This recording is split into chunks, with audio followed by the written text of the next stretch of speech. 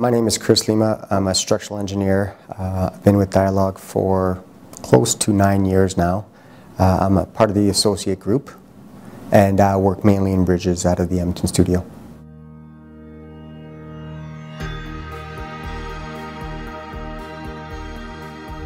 Part A was Footbridge Conference, and I thought that was great because it actually exposed me to a lot of engineering thought and engineering sort of practice from all over Europe, all over the world really. So that was a great experience as well, just being able to see what other people were doing around the world and sort of different approaches. Part B, I was touring through Portugal and Spain looking at Calatrava works, and they ranged from vehicle bridges to footbridges to the transportation center hub in Lisbon, and then there's the science center in Valencia, which was just amazing, and it had a series of footbridges but vehicle bridges and museums. I was looking to how these sort of structures could be used or were being used in a greater context to try to revitalize certain neighborhoods or use these sort of projects as focal points to bring new neighborhoods back to life. And we see that now with the Peace Bridge in Calgary. We're seeing that with the Walterdale Bridge in Edmonton, where we're using it as a focal point to bring people to the area or bring people down to the, and not just enjoy the bridge as a piece of transportation or infrastructure, but also as a gathering place.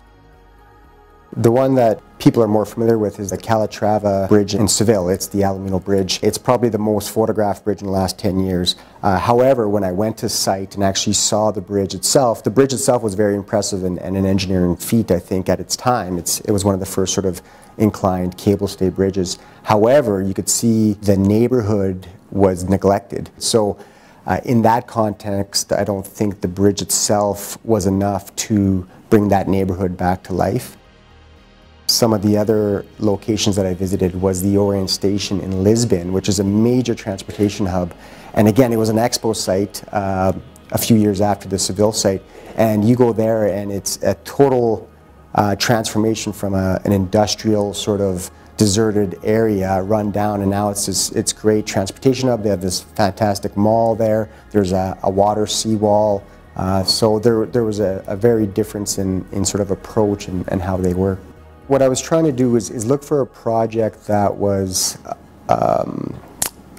tied to what I was trying to achieve in my profession. And again, it goes back to the aesthetic value and try to improve my knowledge base and share that with our group of how we can improve how we design bridges. What was interesting to me is that it was sort of an internal scholarship. Dialog does offer a lot of external scholarships to various schools and such, so having an internal scholarship for their employees was a pretty cool idea, I thought.